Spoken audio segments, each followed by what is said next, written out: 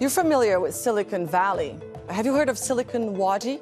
Israel's tech sector has deep links to U.S. big tech through investments, acquisitions, and shared personnel and knowledge, with many now accusing American tech companies of involvement in war and apartheid. I'm Anelise Borges, and this is The Stream.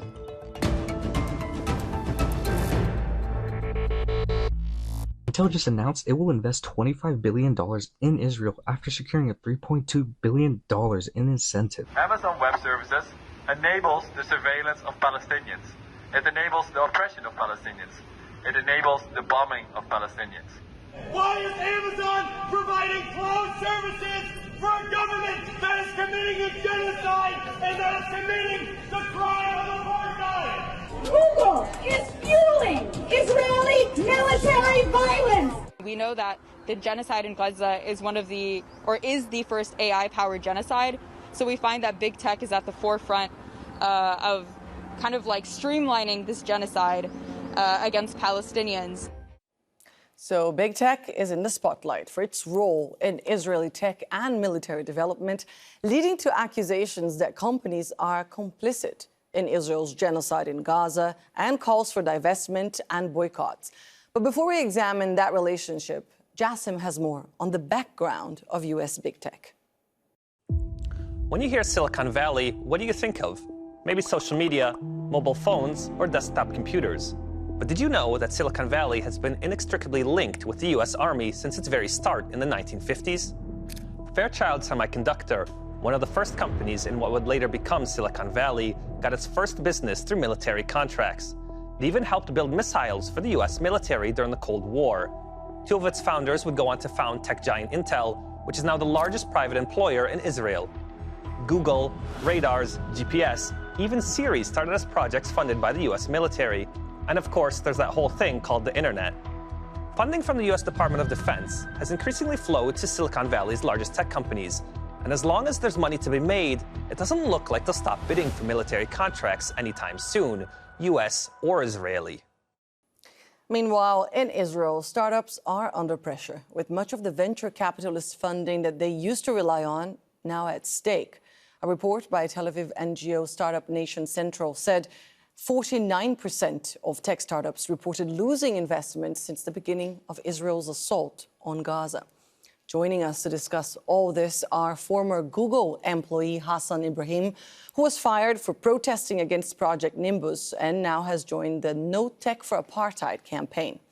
Paul Biggar, founder of Tech for Palestine, who was co-founder and CEO of Circle CI until he was removed by its board of directors, allegedly over a post speaking out against Israel's actions in Gaza, and Bala Jacobs, the tech coordinator for the boycott, divestment and sanctions movement, all joining us today from New York. Paul, let's start from the beginning. Israel's tech sector, which contributes, or at least contributed to some 20% of GDP, relies heavily on U.S. investment and support, and in turn it feeds U.S. tech giants. Can you explain that relationship to us? Yes, the tech sector in Israel takes a significant amount of money from U.S. venture capital. Most of the support that it gets for its startups, it has about 7,000 startups at the moment. And then those startups, the funding for those startups comes from America, and then the startups themselves then get acquired back into big tech American companies. At the moment, about 10% of Israeli employees work at tech in the tech sector, and it pays 36% of income tax. And so it's very clear that the tech sector and Silicon Valley is directly paying for this genocide. You also had something to add about U.S. universities in all this. Yeah, so often, and this is what a lot of the university encampments are about. The encampments want their universities to invest in things that represent their values. But a lot of the universities are investing directly in venture capital industry, which is taking that money and putting it directly into Israel. And just as one example of how invested U.S. giants are in Israel's tech landscape, Hasan, your former employer, Google, alongside another giant, Amazon, are heavily invested. They have $2 billion contract, cloud computing contract for Project Nimbus. Can you briefly describe to us what Project Nimbus does and why so many Googlers, including yourself, are protesting it and getting fired for it? Yeah, so as you mentioned, this is a joint contract between Google and Amazon. It is a $1.2 billion contract, and it is very beneficial to Google and Amazon's bottom line. Basically, Google and Amazon are providing cloud and AI services to the Israeli government, but more specifically directly to the Israeli military, and basically handing them these servers that allow them to do whatever they want. They give them state-of-the-art AI machine learning tools to just create whatever machine learning models they want to perform whatever tasks they want. And we've seen in recent articles from Plus 972 Media that we've seen certain AIs such as Lavender AI and where I think another one's called Where's Daddy. These specific instances of the Israeli military creating AIs that track Palestinians, create targets to bomb, and all of these AIs are running on Google and Amazon's infrastructure. And so we see this contract between Google and Amazon and the Israeli military not just as being complicit, but as being one of the core reasons that this genocide is being able to be run at this scale, and the fact that that this many people are being targeted so quickly, it would not be possible without Google and Amazon's help.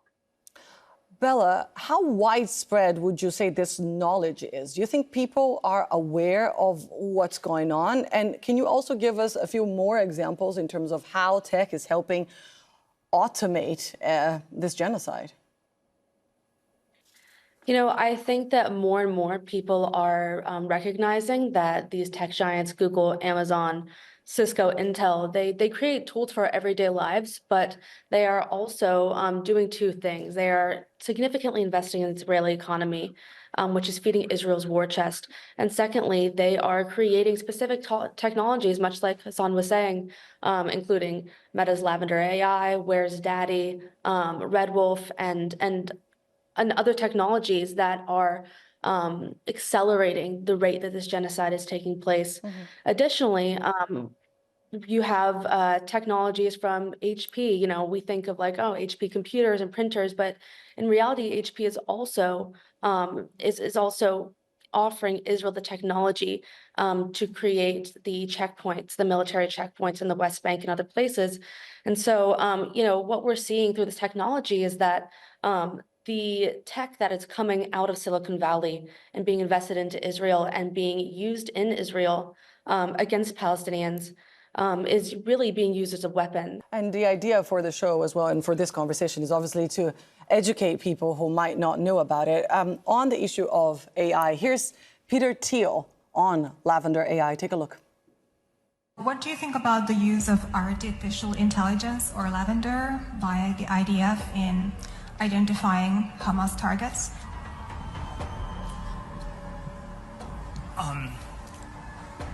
Look, I'm not,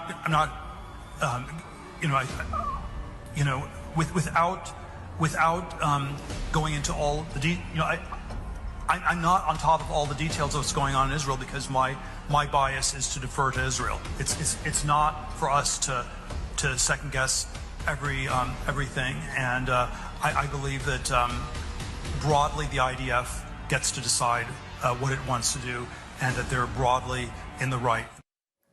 Peter Thiel at a loss for words there. Paul, can you help us understand then, is that what they mean by Israeli tech also being battle tested on Palestinians? And does that, it's horrible to say that and it's horrible to think about that, but does that make that sector even more valuable? The concept of being battle tested on Palestinians often refers to how members of the IDF develop technologies within the IDF and then develop the same technologies in the private sector after they leave the military. There's a unit called Unit 8200, which is the unit that built Lavender, that often creates a lot of the technologies that spies and surveys on Palestinians, and then they bring it out. They very much use it as a marketing point, as a selling point. This is battle tested, and when they say battle tested, they mean battle tested on Palestinians. So a selling point again. Hasan, we just heard there Peter Thiel explaining why he didn't know what was going on or failing to. He's involved in another initiative, Palantir, that has been called the AI arms dealer of the 21st century, and went out of this way to voice its support for Israel during the war. In January, they actually went further. They agreed on a strategic deal for battle tech, signing a deal with Israel's defense ministry to provide technology to help the country's war efforts. Once again, how much do you think the public is aware of all this support and how much this is actually fueling this war and the killing of tens of thousands of people? Yeah, I think the majority of people are internally at Google. Most employees working at Google did not know about Project Nimbus until our sit-in back in April. So if people working at these companies don't know about these contracts, how can we expect the people outside of these companies, how can we expect the general public to have an understanding of what's going on? Absolutely. And Bella, you just mentioned how important it is, right, to educate the public.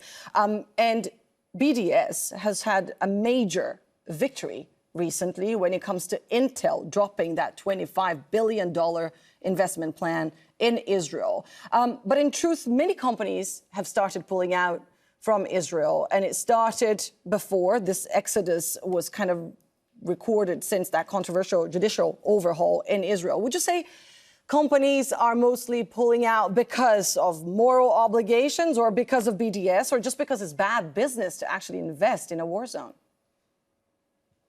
Certainly. I think that's such an important question. I think it's a range of things. I think that certainly the BDS movement has gained power and momentum, and we can see how the boycott, divestment, and sanctions movement as a nonviolent, strategic, social justice movement has definitely had an impact on Israel's economy. And so I think that BDS definitely has an impact. I think also that Israel, as we're seeing with, in June 2024, Intel froze construction on their $25 billion factory in Israel, and that dealt a severe blow to Israel's already very damaged economy. And, I think we have to recognize that that's not an isolated incident. And just last week, we saw Oracle, another tech giant coming out of the US with a lot of ties to Israel, making a similar move, which tells us two things. Tells us that Israel is no longer a startup nation, it's a shutdown nation, and that also the BDS movement is having an effect. And I think that more down the line too, these companies are going to have to reckon with their shareholders because investing in Israel is bad business. It's not just bad business legally, morally, but certainly financially as well. Investing in Israel as a war zone is financially reckless. Investing in a place where such grave human rights violations are taking place and the legal implications, it's certainly quite reckless. And so I think that as we see with Intel, with Oracle, and with other companies as well, that this shift of companies, especially tech companies, moving out of Israel is not a coincidence. Paul, can I get your take on this, on Israel being a shutdown nation? Absolutely. The major source that Israeli startups get to exit is via American companies.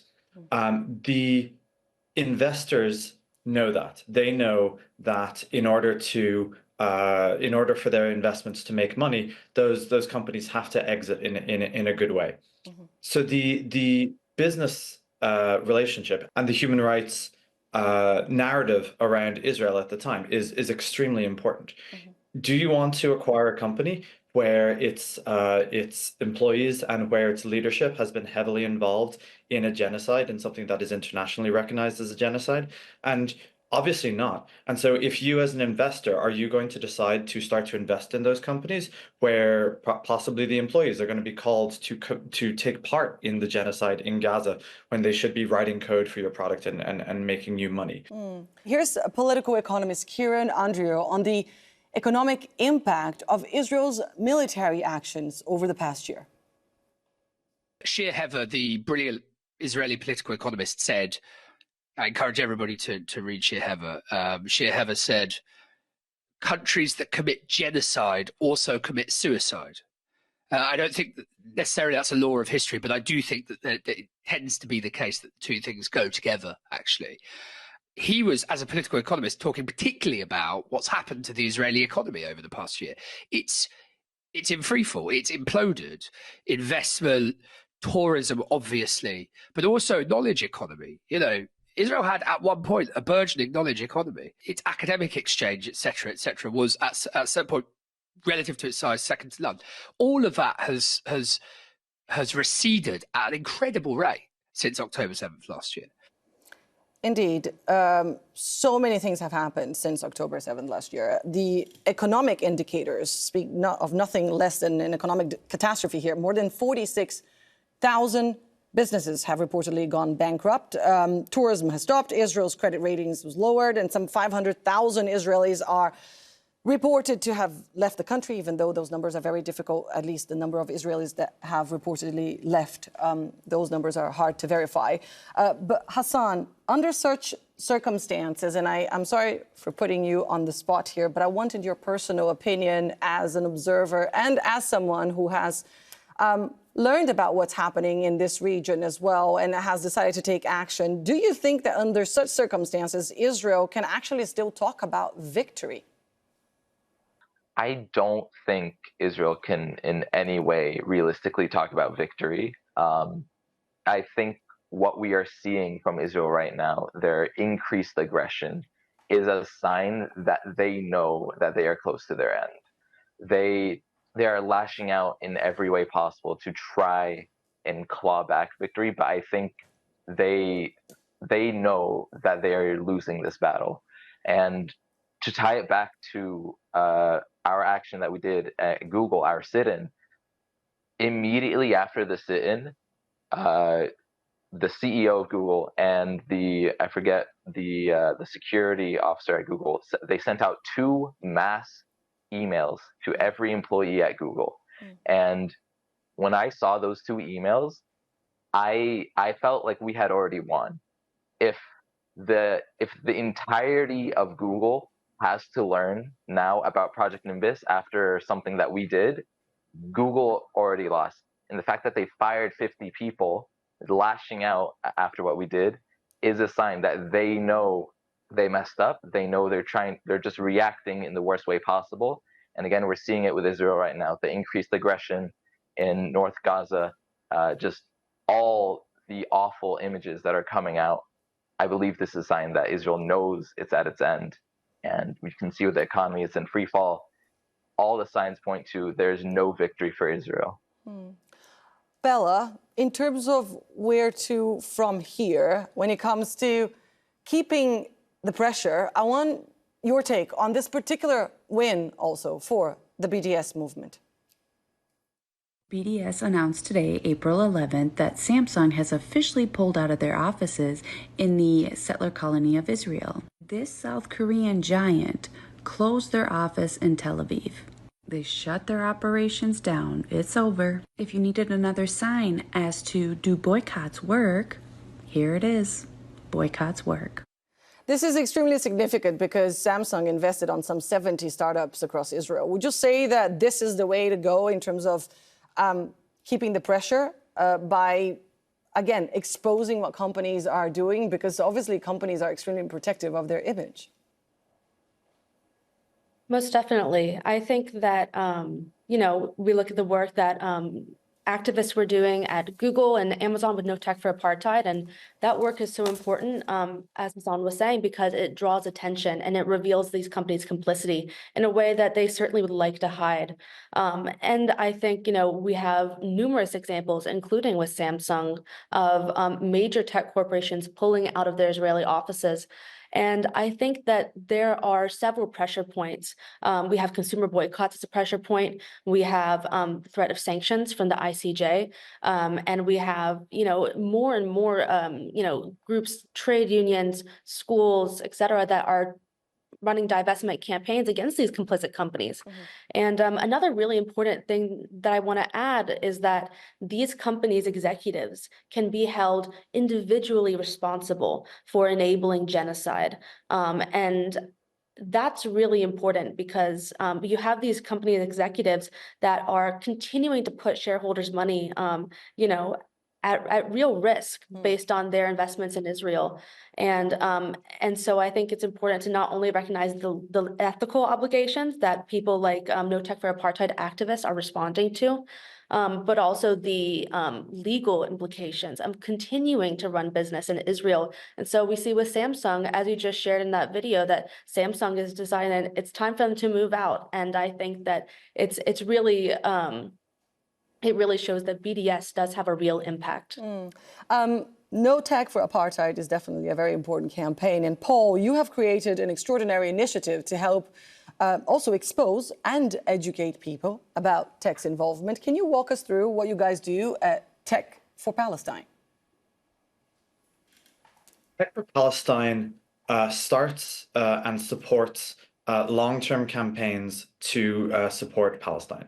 So in some cases, that is divestment initiatives, for example, ethics.vc or boycott are divestment or boycott and divestment initiatives. In some cases, it's investigating the widespread media bias that is pro-Israel. In some cases, it's building AI tools to help activists to be able to respond quickly to questions about Israeli and Palestinian history. So overall, the way that we look at this is Israel has tens of thousands of sort of distributed initiatives that are in some way working to control the narrative around the war in Palestine, their genocide, their long-time occupation. And we need to create tens of thousands of initiatives that are addressing every part of society where Israeli influence is felt. And one of the major parts of that society is tech, because we talk about things like Project Nimbus.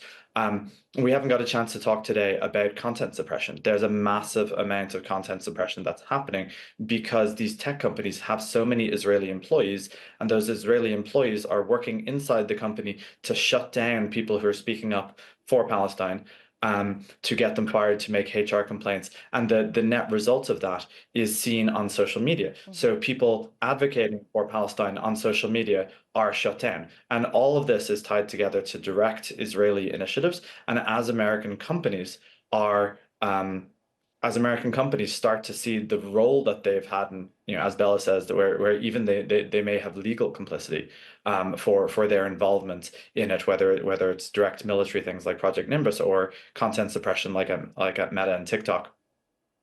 There is a need to create all of these initiatives and to make principally the American public aware of where Israeli influence is and how to combat it, and that's what we start. You're basically countering Israeli Hasbara, I would say then. And what I find interesting that is you guys look at tech not just as code and computers, right? You've got different services and different applications that involve anything from taxis to groceries. Everything is tech these days. Right. We've been saying for years that software is eating the world. Every industry is technical. When people in Silicon Valley talk about tech and what is the connection to taxis like with Uber or to groceries like with Instacart, you might say that it's about an app, but really what it's about is scale. It's technology allows you to bring these startups to tens of millions of people, and technology also allows these campaigns to scale up to tens of millions of people, and that's our how Tech for Palestine is thinks about the kind of campaigns that we start. Fantastic work, Paul, Hasan, and Bella. Thank you so much for being part of this conversation and for being part of the stream today. And thank you all for tuning in. Don't forget to stay in touch with us online. You can use the hashtag or the handle AJStream, and we will look into your questions and suggestions. Take care, and I'll see you soon.